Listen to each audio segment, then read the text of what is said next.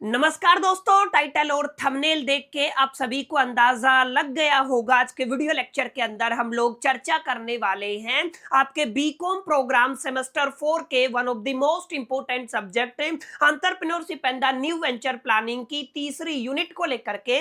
उम्मीद करता हूं आप सभी इत्मीनान से इस वीडियो लेक्चर के दरमियान मेरे साथ आखिरी तक बने रहेंगे। और हाँ, अगर आपको वीडियो हेल्पफुल लगता है, कंटेंट यूजफुल लगता है, तो इस वीडियो को लाइक करके अपने तमाम दोस्तों के साथ शेयर जरूर करेंगे। तो विदाउट वेस्टिंग द टाइम चलिए शुरू करते हैं। माय डियर फ्रेंड, जैसा कि आप सभी मेरी स्क्रीन पे देख पा रहे होंगे, आज का video lecture one shot video lecture होने वाला है, जहां पर हम आपके entrepreneurship and the new venture planning की तीसरी यूनिट, जिसका टाइटल है बिजनेस प्लान, को हम लोग काफी डिटेल में, काफी गहराई में जाकर के अंडरस्टैंड करने वाले हैं। अब ध्यान दीजिएगा, इस चीज से कोई फर्क नहीं पड़ने वाला आप लोग दिल्ली यूनिवर्सिटी के अंदर रेगुलर के स्टूडेंट है, एसएल के स्टूडेंट है या एनसी वेब के स्टूडेंट है। आप सभी तमाम कैटेगरी के स्टूडेंट्स के लिए आज का सेशन, आज के वीडियो लेक्चर इक्वली इंपॉर्टेंट होने वाला है। एक और चीज आप लोग ध्यान दीजिएगा, वैसे तो यूनिट 3 की अगर आप लोग बात करते हैं तो अपने आप में यूनिट 3 के अंदर आपका कंटेंट भर भर के डाला गया है, लेकिन अगर आप लोग अपने पीवाईक्यूज का एनालिसिस करते हैं और अपने व्यक्तिगत अनुभव से मैं आपको ये बता सकता हूं, आपके जो बेसिकली यूनिट 3 के अंदर कुछ लिमिटेड नंबर ऑफ टॉपिक्स बनते हैं या लिमिटेड नंबर ऑफ क्वेश्चंस बनते हैं, जिनसे हर साल आपके फाइनल एग्जामिनेशन के अंदर मैक्सिमम क्वेश्चन देखने को मिलते हैं। तो आज के वीडियो लेक्चर के अंदर हम केवल और केवल उन्हीं तमाम इंपॉर्टेंट टॉपिक्स को प्रैक्टिस करने वाले हैं जिनके इस बार आपके फाइनल एग्जामिनेशन में आने की प्रोबेबिलिटी, पॉसिबिलिटी, संभावना और चांसेस बहुत ज्यादा रहने वाली है। बहरहाल ज्यादा बातें ना करते हुए बढ़ते हैं लेक्चर की तरफ और देखते हैं आज का हमारा पहला टॉपिक और पहला क्वेश्चन। देखिए, क्योंकि एंटरप्रेन्योरशिप के अंदर एक एंटरप्रेन्योर बेसिकली एक बिजनेस को बिल्ड करता है, और बिजनेस को बिल्ड करते वक्त हमारे पास सबसे बड़ा चैलेंज ये होता है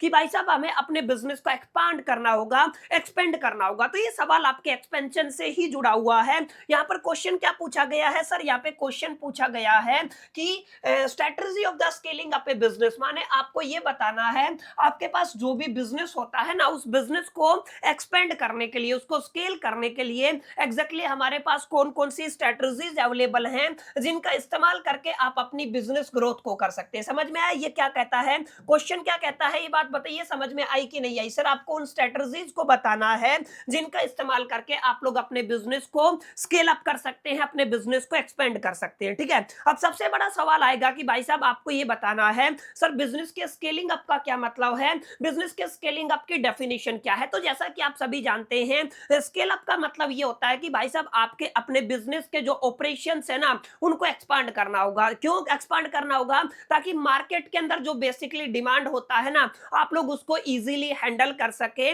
without basically impacting the performance. समझ में आया? यानी कि आप लोग क्या कहेंगे, आप लोग ये कह सकते हैं मोटा मोटा कि सर स्केलिंग अप का मतलब होता है आपको अपने बिजनेस है ना, बिजनेस को क्या करना है, एक्सपांड करना है, ताकि आप लोग जो आपकी मार्केट के अंदर डिमांड इंक्रीज हुई है उसको हैंडल कर सके, ताकि आप लोग मैक्सिमम कस्टमर तक रीच कर सके। जैसा कि आप सभी जानते हैं ना, आप लोगों ने बिजनेस को एक्सपेंड किया तो आप लोग मैक्सिमम, ऑब्वियस सी बात है, मार्केट को कैप्चर करना चाहेंगे और आप लोग रेवेन्यू वाइज ग्रो कर सके without compromise with the performance. मैंने बताया ना किसके साथ कॉम्प्रोमाइज नहीं करना है सर, परफॉर्मेंस को बिना इंपैक्ट किए, यानी कि परफॉर्मेंस के ऊपर कोई नेगेटिव इंपैक्ट किए बिना आपको अपने बिजनेस ऑपरेशंस को एक्सपेंड करना है, आपको अलग अलग मार्केट को ज्यादा कस्टमर तक रीच करना है और अपने रेवेन्यू के अंदर ग्रोथ करना है। ये जो पूरा का पूरा प्रोसेस है ये आपका स्केलिंग अप कहलाता है, या आप लोग कह दीजिए इसको आप लोग ग्रोथ कहते हैं। ठीक है, अच्छा एक इंपॉर्टेंट बात हो रहा है, काफी बच्चों को लगता है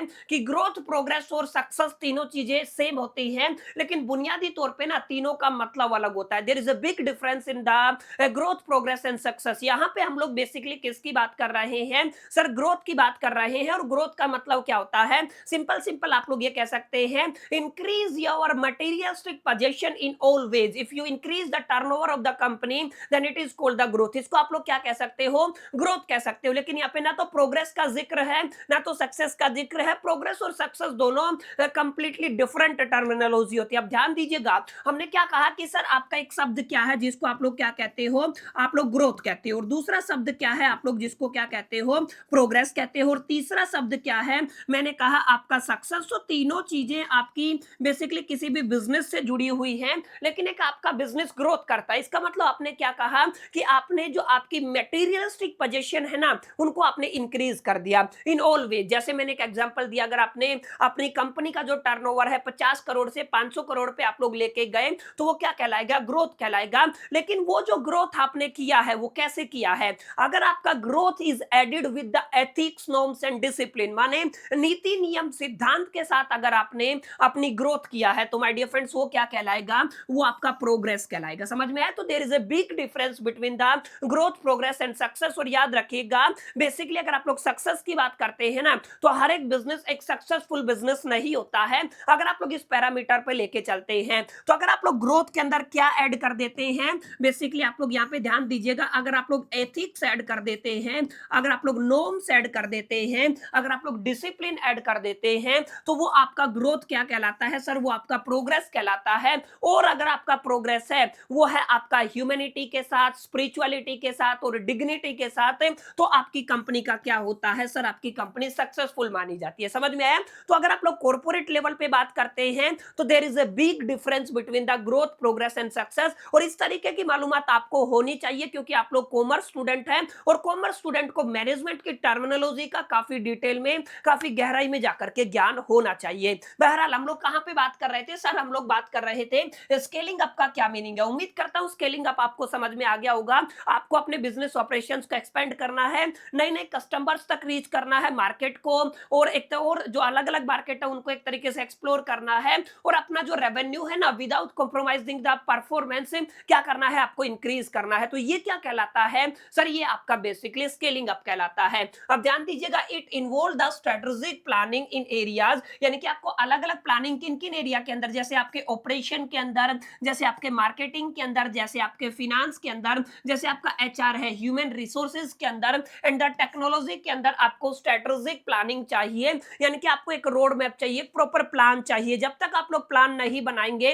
तब तक आप लोग अपने बिजनेस ऑपरेशंस को एक्सपांड नहीं कर सकते हैं, आप लोग बेसिकली रेवेन्यू को मल्टीप्लाई नहीं कर सकते हैं, आप लोग ग्रोथ नहीं कर सकते। समझ में आया? तो यहाँ पे आपको समझना है सर केवल एक एरिया के अंदर आप लोग बेसिकली प्लानिंग करके किसी भी कंपनी को या बिजनेस को बेसिकली स्केल अप नहीं कर सकते हैं, उसके लिए हमें मल्टीपल एरियाज के अंदर प्लानिंग करके ना, सेकंड चीज क्या है, एग्जीक्यूशन और इंप्लीमेंटेशन। देखिए प्लानिंग बहुत लोग करते हैं लेकिन जो बिजनेस ओनर्स है ना एग्जीक्यूट कर पाते हैं, इंप्लीमेंट कर पाते हैं, वही अपनी कंपनी को स्केल अप कर पाते हैं, अपने बिजनेस को स्केल अप कर पाते हैं। ठीक है? तो चाहे आपका मार्केटिंग का हो, चाहे आपका ह्यूमन रिसोर्स का एरिया हो, चाहे वो टेक्नोलॉजी का हो, चाहे वो आपका फिनेंस का हो, चाहे वो आपका ऑपरेशंस का हो, इन तमाम एरियाज के अंदर आपको किसकी जरूरत होती है सर, आपको स्ट्रेटेजिक प्लानिंग की जरूरत होती है। ठीक है? अब क्वेश्चन के अंदर क्या कहा गया था कि सर आपको बताना है कौन कौन सी स्ट्रेटेजी है जिनका इस्तेमाल करके आप लोग बिजनेस को स्केल कर सकते हैं। तो यहाँ पे कुछ स्ट्रेटेजी का जिक्र मैं अभी आपके साथ करने वाला हूं, इसके अलावा भी काफी सारे पॉइंट मार्केट में एग्जिस्ट करते हैं, डेफिनेटली आप लोग उनको भी लिख सकते हैं, वहां पे कोई गलत आंसर नहीं होगा। आपको लगता है कि इन पॉइंट्स के अलावा हम लोग यहाँ पे मल्टीपल पॉइंट्स को ऐड कर सकते हैं तो आप लोग कर सकते हैं, यहाँ पे आपको कोई डिफिकल्टी देखने को नहीं मिलेगी। बाकी ये कुछ बेसिक पॉइंट है, मैं हमेशा मेरी कोशिश रहती है कि मैं आपको कुछ ऐसे पॉइंट्स एक्सप्लेन कर पाऊं, मैं आपको कुछ ऐसे नोट्स प्रोवाइड कर पाऊं जो इजी टू लर्न रहे, जो बेहद आसान रहे, करीब करीब हर बच्चे के समझ में आ जाए। ठीक है? अब यहाँ पे जो पहली प्लानिंग रहेगी, पहली स्ट्रेटेजी रहेगी, वो रहेगी आपको स्टैंडर्डाइज्ड करना है अपने बिजनेस ऑपरेशन को, यानी कि आपके जो बिजनेस ऑपरेशन है ना उनका एक अपना स्टैंडर्ड होना चाहिए। अब ये क्यों करना है, ताकि आप लोगों का जो परफॉर्मेंस है, एक आपका परफॉर्मेंस का भी तो एक लेवल होता है ना, उस लेवल से नीचे आप लोग ना जाएं, यानी कि आपकी जो करंट परफॉर्मेंस है ना एटलीस्ट उससे नीचे आप लोग ना जाए। यानी कि सबसे पहला जो आपका टेक्निक रहेगा सर क्या रहेगा, आपको स्टैंडर्डाइज करना है बिजनेस ऑपरेशंस के अंदर। अब दूसरा रहेगा सर आपको इन्वेस्ट करना है टेक्नोलॉजी के अंदर। अगर कोई भी बिजनेस है वो इन्वेस्ट करता है टेक्नोलॉजी के अंदर तो बहुत ऑब्वियस सी बात है वो अपने बिजनेस को स्केल अप कर सकता है। जैसे बहुत कॉमन, मैं अपना ही एग्जांपल लेता हूं, हम लोग बेसिकली किसके अंदर काम करते हैं, एड टेक के अंदर काम करते हैं। याद रखिएगा अभी ये आपका एड टेक बना है, इससे पहले हम लोग इसको केवल और केवल क्या कहते थे सर, हम लोग बेसिकली एजुकेशन इंडस्ट्री का पार्ट है। ठीक है? अब एजुकेशन इंडस्ट्री का मतलब क्या है, आपके पास एक बोर्ड होना चाहिए, आपके पास एक चौक होना चाहिए, आपके पास कॉपी पेन होना चाहिए, आपके पास अच्छी खासी कम्युनिकेशन स्किल। अगर आप लोग अपने आइडिया को प्रेजेंट कर पाते हैं, अगर आप लोग बच्चों तक पहुंच पाते हैं, अगर आप लोग बच्चों को समझा पाते हैं, तो this is called the education. इसी को आप लोग जर्नल लैंग्वेज में, मैं बहुत डिटेल में नहीं जा रहा हूं, जर्नल लैंग्वेज में इसी को आप लोग एजुकेशन बोलते हैं। लेकिन जिन भी बेसिक जो आपके एजुकेशनिस्ट हैं, उन्होंने बेसिकली अपने बिजनेस के अंदर ना अपनी टेक्नोलॉजी इनेबल्ड काम किया, उन्होंने रैपिडली ग्रो किया। जैसे आप सभी ने देखा होगा, आज अभी जब आप इस पर्टिकुलर वीडियो को मेरी स्क्रीन के ऊपर देख पा रहे होंगे, तो आप लोग देख रहे होंगे कि यहाँ पे आपको काफी टेक्नोलॉजी दिखेगी। इंटरनेट अपने आप में एक टेक्नोलॉजी है। मैं बेसिकली आपको व्हाइट बोर्ड या प्लेन पेपर पे नहीं पढ़ा रहा हूँ, आपको एक बोर्ड दिख रहा होगा, ये एक डिजिटल टेक्नोलॉजी है। पहले हर चीज लिख के पढ़ाना पड़ता था, आज आपको एक प्यारी सी पीपीटी मिल रही होगी, ये टेक्नोलॉजी है। पीपीटी को डायरेक्टली आप लोग शेयर कर सकते हैं, ये टेक्नोलॉजी है। और टेक्नोलॉजी का इस्तेमाल करके ना डेफिनेटली आप लोग क्या कर सकते हैं, अपने बिजनेस को एक्सपांड कर सकते हैं। जैसे स्कूलिंग की अगर आप लोग बात करते हैं, जो स्कूल 101% आज ऑफलाइन में काम कर रहे हैं ना, या तो उनका वजूद खत्म हो चुका है, या वो बेसिकली सर्वाइवल स्टेज के अंदर है। जैसे अगर आप लोग ध्यान देंगे, एक बेसिकली स्कूल है जिसने टेक्नोलॉजी को अडॉप्ट किया, बढ़िया कैमरा वैमरा मंगवाया, बेसिकली ड्रोन मंगवाया, और जो भी उसके बिजनेस के अंदर बेसिकली स्कूल के अंदर कोई यूनिक एक्टिविटी होता है, उनको वो शूट किया जाता है और टेक्नोलॉजी की हेल्प से उनके एड्स चलाए जाते हैं, अलग अलग प्लेटफॉर्म के ऊपर, अलग अलग चैनल्स के ऊपर उनको डाला जाता है। तो ऑब्वियस सी बात है, ये जो टेक्नोलॉजी हेल्प करती है उनके बिजनेस को स्केल अप करने में। माने वहां पे जैसे जैसे नई ऑडियंस तक वो रीच करेंगे, ऑब्वियस सी बात है ना, ठीक है ना, नई ऑडियंस तक रीच करेंगे तो किसी ना किसी बंदे की जो नीड है उसको वो जस्टिफाई करेंगे, और वो बंदा उनके बिजनेस के अंदर जाएगा और उनके प्रोडक्ट या सर्विस को कंज्यूम करेगा। इसका मतलब अगर आप लोग टेक्नोलॉजी को अडॉप्ट करते हैं ना, तो ये आपके बिजनेस को स्केल अप करने में आपकी काफी हद तक मदद करता है। Is it clear? ये आपको याद रखना है। इसके अलावा याद रखिएगा, आपको अपनी टीम को स्ट्रेंथन करना। देखिए, सबसे बड़ी जो चीज होती है ना, सबसे बड़ा जो रिसोर्स होता है किसी भी ऑर्गेनाइजेशन के लिए, वो वहां पे काम करने वाले लोग होते हैं, उस टीम के कोर मेंबर होते हैं, वहां के इंप्लॉयज होते हैं। समझ में आया? तो यहाँ पे आपको क्या करना है, अपनी टीम को बेसिकली स्ट्रेंथन करना है, अपनी टीम को इतना ट्रेन करना है कि उनको बीट कर पाना करीब करीब नेक्स्ट टू इम्पॉसिबल हो। अगर आप लोग इस लेवल का मेहनत कर पाए, इस लेवल का ट्रेनिंग अपने इंप्लॉयज को दे पाए, तो ऑब्वियस सी बात है, ऑटोमेटिकली वो अपने काम को परफेक्शन के साथ करेंगे, बेसिकली एफिशिएंसी, और आपका बेसिकली आप लोग इसको क्या बोलते हो, बेसिकली एफिशिएंसी के साथ करेंगे, तो क्या कहलाएगा, बेसिकली बिजनेस के अंदर स्केलिंग अप कहलाएगा। तो आपको क्या करना, अपनी टीम को स्ट्रेंथन करना है, अपनी टीम के ऊपर काम करना है। इसके अलावा एक और पॉइंट ये है, आपको क्या करना है, आपको सिक्योर करना है एडुकेट फंडिंग। अब ऑब्वियस सी बात है, कोई भी चीज आज की दुनिया में बहुत प्रैक्टिकल में बात कर रहा हूं, ठीक है ना, वो बिना पैसे के नहीं होती है, ठीक है। You have a need to financial, आप लोग कह सकते हो सपोर्ट, ठीक है ना, आपको माने आपका जो एक तरीके से पैसे की साइड से है ना हेल्प की जरूरत होती है, पैसा आपको पे करना पड़ता है, समथिंग फॉर समथिंग, माने कंसिडरेशन होना जरूरी है।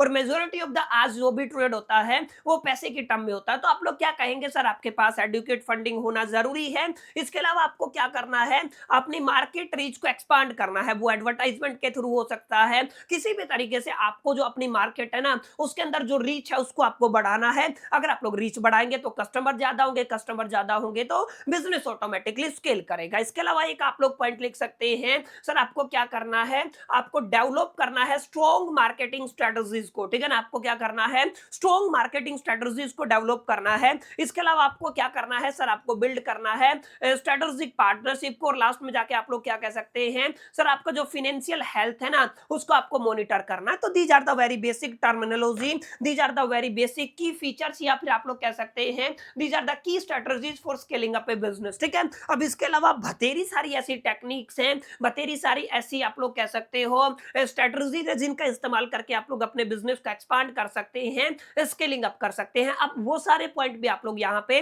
लिख सकते हैं। अब काफी बच्चे बार बार एक ही चीज का कमेंट करते हैं कि जैसे मैंने आपको बताया, इन्वेस्टमेंट अगर आप लोग टेक्नोलॉजी के अंदर करते हैं तो आपको एज इट इज नहीं लिखना है, आपको देखना आपके क्वेश्चन का जो बेसिकली मार्किंग है वो कितना है, उसका वेटेज कितना है। अब आपको इन्वेस्टमेंट इन टेक्नोलॉजी को एक्सप्लेन करना पड़ेगा, जैसे मैंने आपको बोल के कराया है, ठीक है। तो आपको उसको अच्छे से पढ़ना है, अच्छे से आंसर को फ्रेम करना है, प्रेजेंटेशन बेहतर करना है, ताकि आप अपने फाइनल एग्जामिनेशन के अंदर out of out easily secure कर सके। समझ में आया? तो आई होप कि इस चीज की क्लैरिटी हुई होगी और आपको ये पता चल गया होगा कि भाई साहब ये पहला क्वेश्चन किस टॉपिक से है, किस तरीके का सवालात यहां से बनने की प्रोबेबिलिटी, पॉसिबिलिटी, संभावना और चांसेस रहने वाली है। अब हम थोड़ा आगे बढ़ने वाले हैं। इसके अलावा हम सेकंड क्वेश्चन पर आते हैं। सेकंड क्वेश्चन क्या कहता है my dear friend? Second question कहता है, सर आपको बताना है, explain the sources of the business idea and and the opportunity. There is a big difference between the आप लोग क्या कहेंगे, आपका बेसिकली एक बिजनेस आइडिया होता है, ठीक है, और एक आपका बिजनेस अपॉर्चुनिटी होता है। आपको ध्यान रखना है, there is a big difference between the business idea and the business opportunity. तो ये आपको पहले समझना है, ठीक है, कि भाई साहब एक बिजनेस आइडिया है ना, वो कंप्लीटली डिफरेंट टर्मिनोलॉजी होता है as compare to the business opportunity. तो सबसे पहले मैं आपको समझा देता हूं बिजनेस आइडिया और बिजनेस अपॉर्चुनिटी के बीच में क्या डिफरेंस होता है। उसके बाद हम लोग देखेंगे बिजनेस आइडिया और बिजनेस अपॉर्चुनिटी के लिए हमारे पास क्या क्या सोर्सेज अवेलेबल हो सकते हैं। तो मोटा मोटा आप लोग कहेंगे सर आइडिया की अगर आप लोग बात करते हैं और इसके आगे एक शब्द जोड़ दिया, सर इसको क्या बोला आपने, बिजनेस आइडिया बोला, ठीक है ना। अब बिजनेस आइडिया का क्या मतलब हो गया, बिजनेस आइडिया बेसिकली आप कह सकते हैं ये आपका एक थॉट है, ठीक है, ये आपका क्या है, एक थॉट है, एक विचार है कि इस तरीके की चीजें हैं, अगर मैं ऐसे करूंगा तो ये चल जाएगा। यानी कि आपका ये थॉट है, ये प्रैक्टिकली कितना बेसिकली कामगार होगा इस चीज का कोई श्योरिटी नहीं है। यानी कि जब तक एक थॉट का ये कंफर्मेशन नहीं हो जाता कि डेफिनेटली इसको अगर आप लोग प्रैक्टिकली बिजनेस के अंदर कन्वर्ट न कर दें, अगर आप लोग इसको बिजनेस के अंदर कन्वर्ट करते हैं तो चलेगा कि नहीं चलेगा। जब अगर वो चलेगा तो वो आपका बिजनेस अपॉर्चुनिटी कहलाएगा, वरना वो आपका केवल बिजनेस आइडिया रहेगा। कुल मिलाकर के मैं आपको एक कंपैरिजन से समझा देता हूं। आई थिंक यस, ये आपका बेसिकली यहाँ पे देखिएगा, आपका यहाँ पे क्या लिखा हुआ है, मैंने एक बिजनेस आइडिया लिखा हुआ है, यहाँ पे आपका बिजनेस अपॉर्चुनिटी है। मैंने क्या बताया, जस्ट एक कॉन्सेप्ट और एक थॉट। अगर आपके पास केवल एक कॉन्सेप्ट है या एक विचार है तो वो विचार क्या कहलाएगा, सर बिजनेस आइडिया कहलाएगा। लेकिन अगर वो जो आपका बेसिकली थॉट है वो वैलिडेशन के साथ है, सर किसके साथ है, वैलिडेशन के साथ है। यहाँ पे आप लोग क्या लिख सकते हैं, सर अगर ये आपका जो थॉट है ना ये किसके साथ है, सर वैलिडेशन के साथ है, ठीक है। तो अगर आपका थॉट वैलिडेशन के साथ होता है तो आप लोग क्या कहेंगे, सर ये क्या बन जाता है, सर इसको आप लोग बिजनेस अपॉर्चुनिटी कह सकते हैं। क्लियर है, तो there is a big difference between the business idea and the business opportunity. तो आप लोग क्या कहेंगे, सर ये आपका क्या बन जाएगा, बेसिकली आपका बिजनेस अपॉर्चुनिटी बन जाएगा, ठीक है। तो there is a big difference between the business idea and business opportunity. तो बिजनेस आइडिया और बिजनेस अपॉर्चुनिटी के लिए क्या क्या सोर्सेज हमारे पास अवेलेबल है उनको आपको बताना है। इसके अलावा एक दो पॉइंट और है जिनको आप लोग लिख सकते हैं। यहाँ पे ध्यान रखिएगा, बिजनेस आइडिया के अंदर कोई गारंटी नहीं होता है कि आपका आइडिया वर्क करेगा कि नहीं करेगा। सक्सेस की जगह मैं आपका वर्क लिख देता हूं, ठीक है ना, ये आपका वर्क करेगा कि नहीं करेगा। लेकिन अगर आप लोग बिजनेस अपॉर्चुनिटी की बात करते हैं, ये आपका टेस्टेड होता है फिजिबिलिटी के लिए एंड डिमांड के लिए। क्लियर है, तो ये आपका क्या रहेगा, ये टेस्टेड रहेगा फिजिबिलिटी और डिमांड के लिए। इसके अलावा आप लोग कह सकते हैं बिजनेस आइडिया मे और may not solve a real problem. Business idea है वो हो भी सकता है और नहीं भी हो सकता है कि वो क्या करे, बेसिकली आपके एक प्रॉब्लम को सोल्व करे। लेकिन यहां पे याद रखिएगा ये आपकी रियल प्रॉब्लम को काफी हद तक सोल्व करने वाला है और ये आपकी मार्केट नीड्स को क्या करने वाला है, मीट करने वाला है। समझ में आया, तो there is a difference between the business opportunity and the business idea. और यही आपका एक सवाल था जो मैंने पहले करा दिया है। आपको क्या एक्सप्लेन करना है, सर आपको एक्सप्लेन करना है concept of the business opportunity and the idea. देखिए यहाँ पे ऐसे ही लिखना है आपको। अगर आप लोग बिजनेस आइडिया की बात करते हैं तो ये अपने आप में बिजनेस आइडिया एक स्टार्टिंग पॉइंट होता है फॉर एनी एंटरप्रेन्योरल वेंचर। समझ में आया ना, कोई भी आपको वेंचर स्टार्ट करना है एंटरप्रेन्योरल वेंचर के लिए आपका स्टार्टिंग पॉइंट क्या माना जाता है, सर बिजनेस आइडिया माना जाता है। It refer to a concept for a product और ए सर्विस। समझ में आया, ये किसको रेफर करता है, कॉन्सेप्ट को रेफर करता है किसके लिए, किसी भी प्रोडक्ट के लिए और सर्विस के लिए। That an entrepreneurial believes can be sold for a profit, ठीक है ना। यानी कि यहाँ पे एंटरप्रेन्योर का बिलीव होता है कि आपके किसी प्रॉब्लम को क्या करेगा, सोल्व करेगा। समझ में आया, अब यहाँ पे और साथ में जाके आपको क्या देगा, प्रॉफिट देगा, ठीक है। एंड अगर आप लोग बिजनेस अपॉर्चुनिटी की बात करते हैं, business opportunity arises when A business idea is backed by the market demand. यानी कि एक ऐसा आइडिया है जो मार्केट डिमांड से बेसिकली बैक होता है, जिसके अंदर फिजिबिलिटी होता है, जिसके अंदर पोटेंशियल ऑफ द प्रॉफिटेबिलिटी होता है। It is the right time and the condition. यानी कि आपका क्या होता है, ये आपका बेसिकली एक राइट टाइम के ऊपर एंड कंडीशन होता है to introduce the business idea into the market. यानी कि मार्केट के अंदर बिजनेस आइडिया को बिजनेस के टर्म में इंट्रोड्यूस करने के लिए अगर सही समय है, सही कंडीशन है, तो वो क्या कहलाता है, सर आपका बिजनेस अपॉर्चुनिटी कहलाता है। और हियर इज द डिफरेंस, ठीक है, ये क्या है आपका डिफरेंस रहने वाला है, ठीक है। तो इसको आपको अच्छे से पढ़ना है, दिलो दिमाग और जहन के अंदर बैठा करके चलना है, ताकि डेफिनेटली अगर सवाल आपके एग्जामिनेशन के अंदर पूछा जाए तो आप लोग बड़े प्यार से बड़े आराम से आंसर इस चीज को कर पाए, ठीक है। तो यहां से क्लियर हुआ। तो ये आपका एक क्वेश्चन था जो आगे डाला हुआ था, मैंने यहां से क्लियर करवा दिया, ठीक है। अब आप लोग बताइए बिजनेस आइडिया कहां से आ सकता है, आप बिजनेस अपॉर्चुनिटी कहां से लेके आ सकते हैं। अब ऐसा तो है नहीं कि पेन ड्राइव है आपके पास, उसके अंदर मैं डाल दूं, ट्रांसफर कर दूं और आप लोगों को बिजनेस आइडिया आ जाएगा, नहीं। ऑब्वियस सी बात है, स्किल्स के ऊपर भी डिपेंड करता है, आप लोग कह सकते हो पर्सनल एक्सपीरियंस के ऊपर भी डिपेंड करता है, समझ में आया। पर्सनल एक्सपीरियंस के ऊपर भी डिपेंड करता है और स्किल के ऊपर भी डिपेंड करता है। जैसे अगर मैं आपको एक एग्जांपल दूं, जैसे मैं अपनी व्यक्तिगत एग्जांपल देता हूं।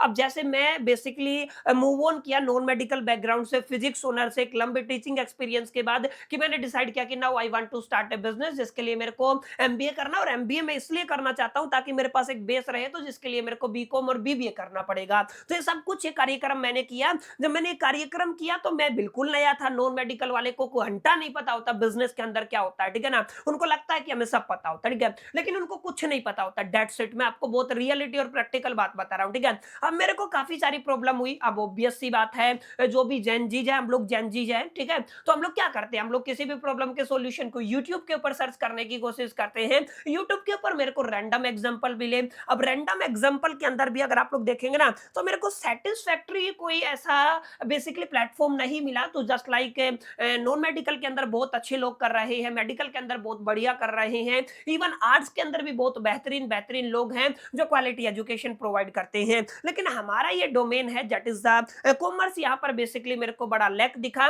तो मैंने क्या किया, पर्सनली एक्सपीरियंस किया, और पर्सनली एक्सपीरियंस करने के बाद मैंने सोचा कि हमें भी एक प्लेटफॉर्म बनाना चाहिए, क्योंकि बीइंग ए टीचर मेरे को बच्चों की हेल्प करनी चाहिए। तो ये आपकी रियल प्रॉब्लम थी, मैंने रियल खुद के व्यक्तिगत अनुभव से एक्सपीरियंस किया और इसको बेसिकली एक बिजनेस के अंदर कन्वर्ट किया। तो यानी कि आप लोग कह सकते हो सबसे पहला पर्सनल एक्सपीरियंस से आपको क्या मिल सकता है, सर कोई आइडिया मिल सकता है, या किसी स्किल के बिहाफ पे आप लोगों के पास कोई आइडिया हो सकता है। अब स्किल का मतलब क्या है यहाँ पे समझिएगा। स्किल जैसे मैं अगर अपनी बात करूं तो मेरे पास क्या है, टीचिंग का स्किल। अब देखिए कई बार बोर्ड इस तरीके से दिक्कत करता है, ठीक है ना, तो थोड़ा सा ध्यान दीजिएगा, राइटिंग खराब हो सकती है। तो यहाँ पे ये समझिएगा आपका टीचिंग है वो मेरा स्किल है, ठीक है ना। अब स्किल के बिहाफ पे भी आप लोग बिजनेस आइडिया को इंट्रोड्यूस कर सकते हैं। अच्छा एक चीज मेरे को याद आ रहा है, एक किताब है जिसका टाइटल है स्किल से याद आया मेरे को, what they don't teach you eight Harvard business of school. अभी अभी रिसेंटली बेसिकली ये किताब लिखी गई है और इसको लिखा है मार्क एच मैकक्रोनल ने, ठीक है ना। अभी यहाँ पे ध्यान दीजिएगा इस किताब के अंदर क्या कहा गया है कि sir there is a 3 H. हमारे पास कितने एच होते हैं, 3 एच होते हैं। बहुत बेहतरीन किताब है, एशिया की बेसिकली आप लोग कह सकते हैं बेस्ट सेलिंग किताबों के अंदर ये बेसिकली शुमार है। इसका टाइटल मैंने बता दिया, what they don't teach you eight Harvard business school. तो वहां पे बताया गया है 3 एच होते हैं। सबसे पहला जो एच होता है ना उसको आप लोग हैंड कहते हैं, और जब आपका केवल हैंड वर्क करता है तो आप लोग क्या बनते हैं, सर लेबर बनते हैं। समझ में आया, यानी कि जो लोग केवल हाथ का काम का इस्तेमाल जानते हैं, ठीक है, हैंड यानी कि जो मेहनत करते हैं, तो वो क्या होते हैं, वो केवल लेबर होते हैं। वो उसी लेवल का पैसा इस इंडस्ट्री के अंदर कमा सकते हैं। दूसरा आपका होता है आपका हेड, ठीक है, जो लोग आपका हैंड और हेड का कॉम्बिनेशन करते हैं, ठीक है ना, वो क्या करते हैं, वो आपका स्किल बन जाता है और वो आपके बेसिकली प्रोफेशनल स्किल को अडॉप्ट करते हैं। इसके अलावा एक और तीसरा एच होता है जिसको आप लोग यहाँ पे हार्ट कहते हैं। जैसे ही आप लोग इन तीनों का कॉम्बिनेशन करते हैं, माने आपके हैंड का, हेड का और हार्ट का, तो ये आपका क्या बन जाता है, आर्ट बन जाता है। और आपको याद रखना है आपके पास जिंदगी के अंदर जो भी आपके बेसिकली एक्ट है ना, उनको आपको क्या बनाना है, आर्ट बनाना, ठीक है। यानी कि आपको रेशनली भी और राइटली भी दोनों तरीके से सोचना है। आपको एम्पैथी भी लोगों के साथ होनी चाहिए। बिफोर जंपिंग एनी कंक्लूजन आपको पता होना चाहिए इस पर्टिकुलर डिसीजन से बेसिकली क्या इंपैक्ट दूसरे लोगों के ऊपर पड़ने वाला है, ठीक है। तो यहाँ पे काफी अच्छी किताब है जो आपको बताती है कि केवल हैंड का इस्तेमाल आपको करना नहीं सीखना है, केवल हेड का इस्तेमाल आपको करना सीखना नहीं है, आपको हार्ट का भी कॉम्बिनेशन रखना है। और अगर आप लोग इन तीनों एच को कंबाइन कर देते हो तो हर वो आपका बेसिकली एक्ट क्या बन जाता है, आर्ट बन जाता है। और आर्टिस्ट लोग आज भी सुप्रीम है, ठीक है ना, वो हर एक फील्ड के अंदर बापू है, ठीक है। तो ये आपको थोड़ा सा याद रखना है। काफी बेहतरीन किताब है, डेफिनेटली आप इसकी तरफ जा सकते हैं। ठीक है, तो स्किल के बेस पे भी आप लोग बेसिकली बिजनेस अपॉर्चुनिटी को आइडेंटिफाई कर सकते हैं। एक और पॉइंट है that is the market gap. आपको समझना है मार्केट के अंदर किस चीज का बेसिकली गैप है, या फिर आप लोग कस्टमर की नीड क्या है। जैसे कोई ऐसी जगह है जहाँ पे कस्टमर की एक प्रोडक्ट के अंदर काफी अच्छी नीड है, ठीक है, तो आप लोग उस बिजनेस से वहां से एक आइडिया लेकर के बिजनेस स्टार्ट कर सकते हैं। सबसे जरूरी बात क्या है, आपको ऑब्जर्वेशन ऑफ ट्रेंड आना चाहिए कि एग्जैक्टली ट्रेंड एक पैटर्न होता है, समय दर समय पैटर्न्स बदलते हैं, उस पैटर्न को एनालिसिस करना आना चाहिए, उस ट्रेंड को समझ में आना चाहिए, और उस ट्रेंड से कैसे एक बिजनेस अपॉर्चुनिटी को जनरेट किया जाता है, ये आपका एक सोर्स हो सकता है। ठीक है, इसको आपको याद रखना है। इसके अलावा आप लोग R&D लगातार रिसर्च एंड डेवलपमेंट करके बिजनेस आइडिया एक तरीके से जनरेट करवा सकते हैं फ्रेंचाइजिंग के थ्रू। इसके अलावा आपके पास अलग अलग रिपोर्ट्स होती हैं जिनको आप लोग पढ़ सकते हैं। कुछ रिपोर्ट्स एनजीओ पब्लिश करते हैं, कुछ रिपोर्ट्स ऐसी होती है जो गवर्नमेंट रिलीज करता है, तो डेफिनेटली आप लोग यहां से बिजनेस आइडिया का सोर्स मान सकते हैं इनको। इसके अलावा जो भी आपके इंटरनेशनल बिजनेस आइडिया है, भाई हिंदुस्तान के अंदर नहीं है लेकिन इंटरनेशनल लेवल पे वो बहुत अच्छा कर रहे हैं, डिसेंट काम कर रहे हैं, तो उस केस में भी आप लोग यहां से अपना बिजनेस आइडिया जनरेट कर सकते हैं। सबसे जरूरी बात क्या है सर, आपका कस्टमर का फीडबैक, ठीक है ना, कस्टमर के फीडबैक से अलोंग विद उसके कंप्लेंट से आपको पता चलेगा कि किस चीज का डेफिशिएंसी है, क्या मेरे को लेकर आना चाहिए, कौन सा अपॉर्चुनिटी है, जो कौन सा ऐसा आइडिया है जो business idea based business opportunity के अंदर कन्वर्ट हो सकता है। ठीक है, इसके अलावा आपको ध्यान रखना है सोशल और इन्वायरमेंटल प्रॉब्लम भी आपका एक बड़ा source of basically business opportunity हो सकता है। इसके अलावा आप लोग कह सकते हैं नेटवर्किंग एंड जो आपका लगातार आप लोग जिसको क्या कहते हो ब्रेनस्टॉर्मिंग, ये कुछ ऐसे बुनियादी कारण है या बुनियादी सोर्स है, ठीक है ना, जिनसे आप लोग क्या कर सकते हैं, बिजनेस आइडिया जनरेट कर सकते हैं। और बिजनेस आइडिया के बाद आपको क्या देखने को मिलता है माय डियर फ्रेंड्स, बेसिकली आपका बिजनेस अपॉर्चुनिटी देखने को मिलता है। और अगेन मैं आपको बता रहा हूं कि सर बिजनेस अपॉर्चुनिटी और बिजनेस आइडिया के अंदर एक बिग डिफरेंस होता है। ठीक है,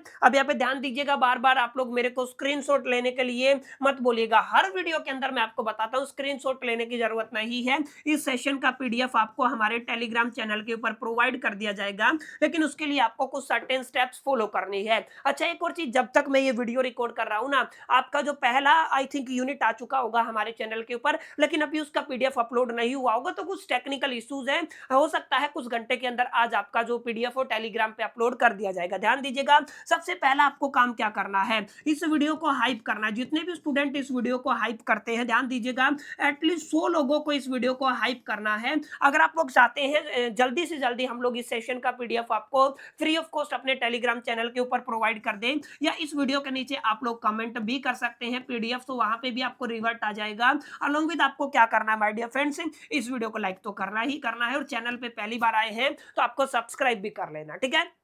तो ये 3 काम अगर आप लोग करते हैं, सबसे पहला जरूरी है कम से कम 100 लोगों को हाइप करना है। जैसे इस जो सेशन का मिनिमम क्राइटेरिया फुलफिल होता है, डेफिनेटली आपको जो पीडीएफ वो मिल जाएगा, क्योंकि आप लोग कंटेंट कंज्यूम करते हैं। 80% ऑडियंस है जो हमारे रेगुलर व्यूअर है, लेकिन फिर भी वो चैनल को सब्सक्राइब नहीं करते हैं। आई डोंट नो कि इसके पीछे क्या रीजन है।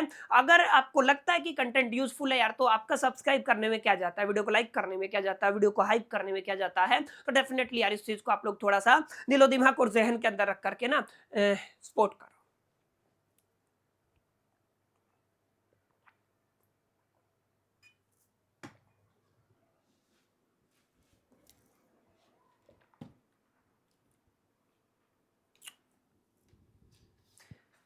चलिए, समझ में आई ये वाली बातें, क्लियर रहा। चलिए आगे बढ़ते हैं, अगला क्वेश्चन देखते हैं। Explain the importance of A business plan. Sir planning का मतलब क्या होता है, पहले से अंदाजा लगाना, स्ट्रेटजी बनाना, ठीक है, ये क्या होता है, प्लानिंग होता है। तो आपको यहाँ पे बताना है कि भाई साहब किसी भी बिजनेस प्लान की इंपॉर्टेंस क्या होती है। तो ध्यान रखिएगा, काफी अहम इंपॉर्टेंट और जरूरी जानकारी आपको देने वाला हूं।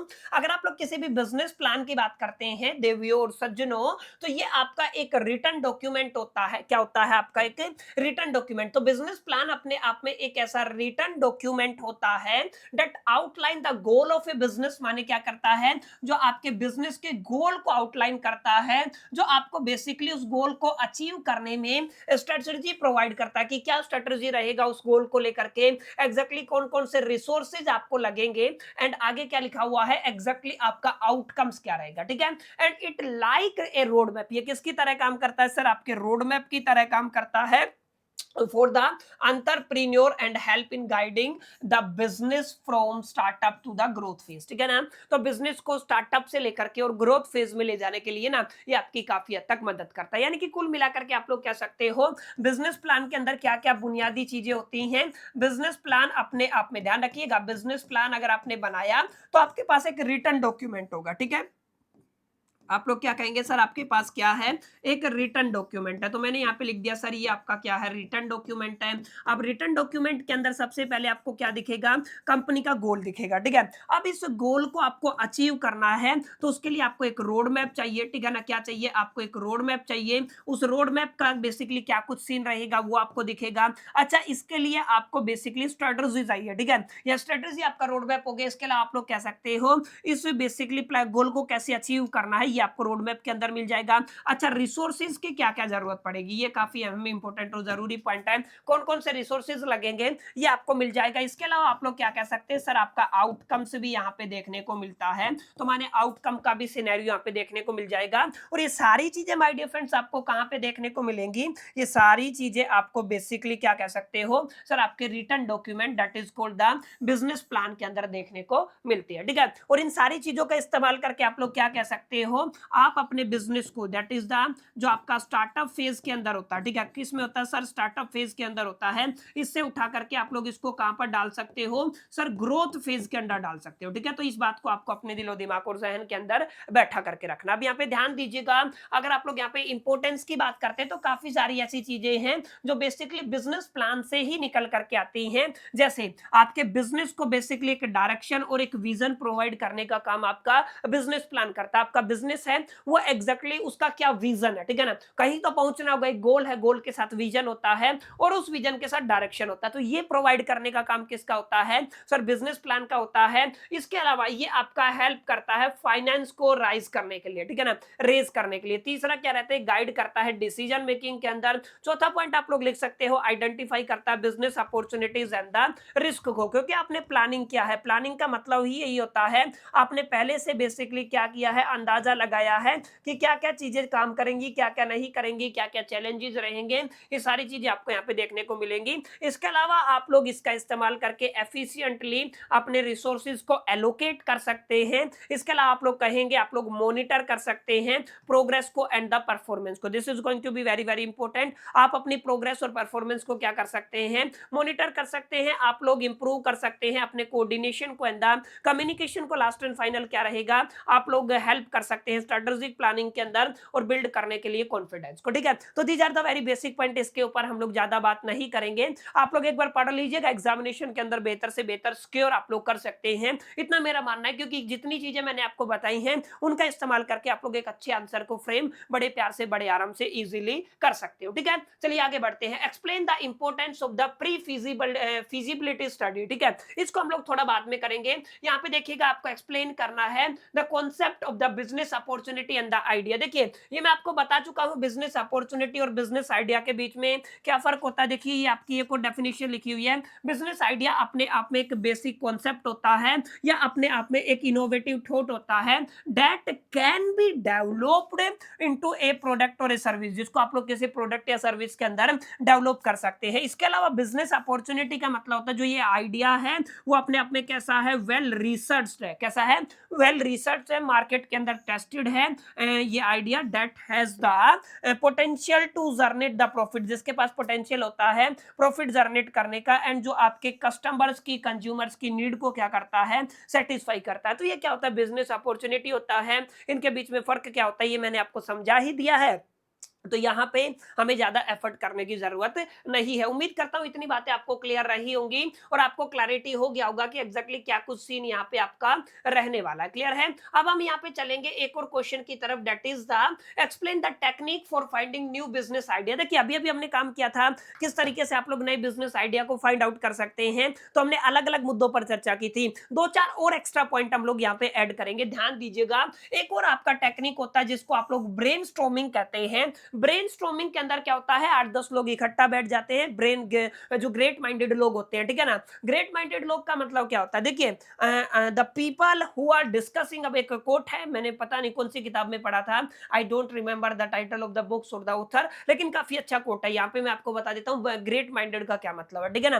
The people who are discussing about the people are cheap minded, the people who are discussing about the ideas और event are the great minded, ठीक है ना। ये आपको थोड़ा समझना है, जो लोग लोगों की बातें करते हैं वो चीप माइंडेड होते हैं, और जो लोग आइडियाज की बातें करते हैं वो ग्रेट माइंडेड होते हैं। तो हम लोगों को ग्रेट माइंडेड पीपल का एक कंपनी बनाना है, एक ग्रुप बनाना है, एक टीम बनाना है, उनको बैठा देना और एक कॉन्सेप्ट के ऊपर देखना उनके दिलो दिमाग और जहन के अंदर किस तरीके के विचार आते हैं, किस तरीके के आइडिया आते हैं, सबको रिटर्न करना पड़ता है, ठीक है। बाद में जाके उसके ऊपर रिसर्च वगैरह करके वहां से आइडियाज को निकाला जाता है, वहां से बिजनेस अपॉर्चुनिटी को डेवलप किया जाता है, समझ में आया। तो इस टेक्निक को आप लोग क्या कहते हैं, ब्रेनस्टॉर्मिंग कहते हैं। It is a creative thinking process. बच्चा ये क्या होता है, अपने आप में एक क्रिएटिव थिंकिंग प्रोसेस होता है, जहां पर ग्रुप ऑफ पीपल, देखो लिखा ना, क्या लिखा, group of people come together to generate a large number of the idea, माने ये क्या करते हैं, लार्ज नंबर ऑफ आइडियाज को जनरेट करते हैं quickly, and they are no wrong idea, और ऐसा नहीं है कि वहां पे कोई आइडिया गलत होता है, उन सबको नोट डाउन किया जाता है फ्यूचर एनालिसिस के लिए, समझ में आया। तो this technique is known as the brainstorming, और ये आपकी सबसे बेस्ट और क्रिएटिव टेक्निक मानी जाती है बिजनेस अपॉर्चुनिटी या बिजनेस आइडियाज को जनरेट करने के लिए, ठीक है। अब इसी तरीके से आपको ध्यान रखना है, एक मार्केट का रिसर्च होता है, हमें समझना है कि सर मार्केट के अंदर किस प्रोडक्ट की डिमांड ज्यादा है, किस प्रोडक्ट के अंदर सप्लाई कम है, कहां पे एग्जैक्टली गैप है, इन चीजों का एनालिसिस करके, मार्केट रिसर्च करके भी आप लोग बिजनेस अपॉर्चुनिटी, बिजनेस आइडियाज को जनरेट कर सकते हैं। यानी कि आप लोग कहेंगे आपको कस्टमर की नीड को स्टडी करना है, उनकी प्रेफरेंसेस को स्टडी करना है, आपको कॉम्पिटिटर्स को स्टडी करना है, एंड इंडस्ट्री के ट्रेंड को स्टडी करना है। इन तमाम चीजों को स्टडी करके ये आपकी हेल्प करती है गैप को आइडेंटिफाई करने के लिए, that can be filled with a new product और ए सर्विस, यानी कि जो आप लोग बेसिकली उस गैप को आप लोग भर सके। कौन से गैप को, एक प्रोडक्ट की हेल्प से, एक सर्विस की हेल्प से, जो भी मार्केट के अंदर गैप है। Is it clear? तो ये आपको याद रखना, ठीक है। इसके अलावा आपका प्रॉब्लम आइडेंटिफिकेशन होता है,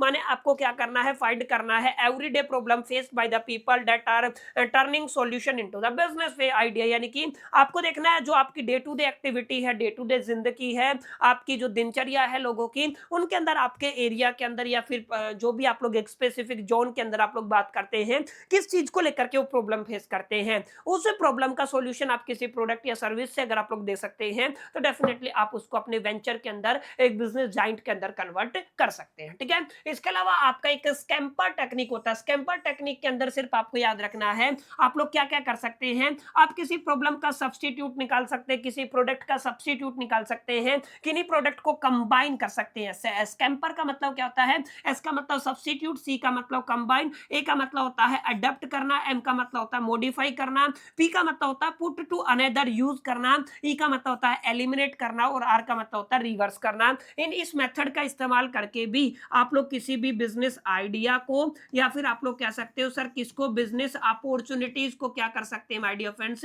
जनरेट कर सकते हैं। ये आपको याद रखना, ठीक है। इसके अलावा एक और पॉइंट आपके सामने लिखा हुआ है, कस्टमर्स फीडबैक के थ्रू, ये तो खैर हमने पिछले पॉइंट के अंदर भी कवर किया था, और सर्वेज के थ्रू भी आप लोग यहाँ पर बेसिकली बिजनेस अपॉर्चुनिटीज को और बिजनेस आइडियाज को क्या कर सकते हैं, ड्राइव कर सकते हैं, फाइंड आउट कर सकते हैं, ठीक है। तो ये आपका बहुत आसान क्वेश्चन था। आई होप कि इसका क्लैरिटी आपको मिल गया होगा, समझ में आ गया होगा ये पूरा का पूरा मामला क्या रहने वाला है। अब हम आगे चलने वाले हैं, एक और क्वेश्चन को डिकोड करेंगे। ये हमने पहली यूनिट के अंदर भी किया था कि एंटरप्रेन्योर्स है ना, वो इनोवेटर्स होते हैं। इस पे कमेंट करना, जैसा कि आप सभी जानते हैं एंटरप्रेन्योरशिप बेसिकली इनोवेशन का ही काम है। एंटरप्रेन्योर्स बेसिकली या तो किसी नए आइडिया को इंट्रोड्यूस करते हैं, किसी नए प्रोडक्ट को इंट्रोड्यूस करते हैं, किसी नई सर्विस को इंट्रोड्यूस करते हैं, या किसी नई टेक्नोलॉजी को लेकर के आते हैं। That's why we can easily से जो आपके एंटरप्रेन्योर्स होते हैं वो एक तरीके से इनोवेटर होते हैं, ठीक है। यानी कि आप लोग क्या कहेंगे, आप लोग कह सकते हैं sir entrepreneurs are often called the innovator. इनको आप लोग क्या कहते हो, इनोवेटर कहते हो, बिकॉज ये आपके नए आइडियाज को इंट्रोड्यूस करते हैं, नए प्रोडक्ट्स को इंट्रोड्यूस करते हैं, नई टेक्नोलॉजी को, नई सर्विसेज को, और नए नए प्रोसेसेस को इंट्रोड्यूस करते हैं, जो बेसिकली चेंज करते हैं। किसको चेंज करते हैं, way of life of the people's work और डू द बिजनेस, यानी कि बिजनेस करने के तरीके, लोगों का काम करने का तरीका, लोगों की जिंदगी दिनचर्या को बदल देते हैं ये जो लोग हैं ना, दैट्स व्हाई इसको आप लोग क्या कहते हो, दे आर द इनोवेटर। और innovation is the core of the entrepreneurship. याद रखिएगा, एंटरप्रेन्योरशिप का सबसे बड़ा जो फंडामेंटल बैकबोन है वो क्या है सर, आपका बेसिकली इनोवेशन है। And successful entrepreneur always try to create a something unique and the valuable. और सक्सेसफुल एंटरप्रेन्योर है वो हमेशा क्या करते हैं, कुछ यूनिक क्रिएट करने की कोशिश करते हैं, कुछ वैल्यूएबल क्रिएट करने की कोशिश करते हैं। ध्यान रखिएगा ये किस तरीके से, जैसे कि मैंने बताया, ये नए प्रोडक्ट या नई सर्विस को इंट्रोड्यूस करते हैं तो हुए ना inventor, that is the main thing. और ये आपके नए बिजनेस मॉडल्स को इंट्रोड्यूस करते हैं, नई नई टेक्नोलॉजी को इंट्रोड्यूस करते हैं, अलॉन्ग विद आप लोग क्या कह सकते हैं, ये एग्जिस्टिंग प्रोडक्ट को इंप्रूव करने का काम करते हैं, उसके अंदर कुछ नया टेक्नोलॉजी याद करके उसको इंप्रूव करने का काम करते हैं। दैट्स व्हाई आप लोग इस पॉइंट को भी कंसीडर कर सकते हैं। अच्छा, ये आपके सोशल और इन्वायरमेंटल प्रॉब्लम को सोल्व करते हैं। इसके अलावा आप लोग क्या कह सकते हैं, ये अडेप्ट करते हैं चेंजिंग नीड्स को, ठीक है ना, किनको नीड कर अडेप्ट करते हैं, चेंजिंग नीड्स को अडेप्ट करते हैं, ठीक है। तो these are the very basic points, इनको आप लोग अपने दिलो दिमाग और जहन के अंदर बैठा करके अपने फाइनल एग्जामिनेशन के अंदर फोड़ के आ सकते हैं। तो माय डियर फ्रेंड्स, ये प्रोबेबली कुछ ऐसे सवालात हैं जिनके इस बार आपके फाइनल एग्जामिनेशन के अंदर रिपीट होने की प्रोबेबिलिटी, पॉसिबिलिटी, संभावना और चांसेस बहुत ज्यादा रहने वाली है। क्वेश्चन अगर एज इट इज नहीं पूछा गया ना तो यहां से सेम कॉन्सेप्ट रहेगा, कॉन्सेप्ट से क्वेश्चन पूछा जाएगा। और इस वीडियो लेक्चर को अटेंड करने के बाद मैं इतना कॉन्फिडेंट हूं कि आप सभी को इतना क्लैरिटी हो गया कि भाई साहब कोई भी क्वेश्चन उठाए पीवाईक्यू का, उसको आंसर आप लोग इजीली कर सकते हैं, ठीक है। तो माय डियर फ्रेंड्स, ये छोटा सा लेक्चर था जिससे जुड़ा हुआ था, जो आपका यूनिट नंबर 3 है, जहां पर आप लोग बिजनेस प्लान्स की बात करते हैं, ठीक है। अब यहाँ पे ध्यान दीजिएगा, आई थिंक कुछ रह गया, यस ये आपका क्वेश्चन रह गया, that is the pre feasibility study. Pre feasibility study का मतलब क्या होता है, कोई बिजनेस आइडिया है, कोई बिजनेस अपॉर्चुनिटी है, उसके लिए जब आप लोग प्लानिंग करते हैं, प्लानिंग करने से पहले काफी सारी चीजें आपको पहले करनी पड़ती है, उसी को आप लोग कहते हो प्री फिजिबिलिटी स्टडी। इसको एक बार पढ़ लीजिएगा, ठीक है, यहाँ पे लिखा भी हुआ, ठीक है। बिफोर प्रिपेयरिंग ए डिटेल्ड बिजनेस प्लान, आपको पहले क्या करना पड़ता है, आपको एक pre feasibility study is a preliminary evaluation, ठीक है, ये आपका क्या होता है, प्रीलिमिनरी इवैल्यूएशन होता है। तो पढ़ लीजिएगा, इसके अंदर कोई ज्यादा सिरदर्दी है नहीं, एक पेज है, इसको आप लोग जरूर डेफिनेटली कर सकते हैं, ठीक है। तो माय डियर फ्रेंड्स, उम्मीद करता हूँ ये छोटा सा लेक्चर, ये प्यारा सा लेक्चर, ये one shot lecture, revision lecture, ठीक है ना, इंपॉर्टेंट क्वेश्चंस का लेक्चर आपको पसंद आया होगा, वीडियो आपको अच्छा लगा होगा। वीडियो अच्छा लगा तो इस वीडियो को लाइक जरूर कर दीजिएगा, दोस्तों के साथ शेयर करना मत भूलिएगा। पहली दफे चैनल पे आए हैं तो सब्सक्राइब करके बेल आइकन को जरूर प्रेस कर दीजिएगा। इस वीडियो के अंदर इतना ही, मिलते हैं नेक्स्ट वीडियो के अंदर, जब तक के लिए मैं तो all the best, till the keep learning.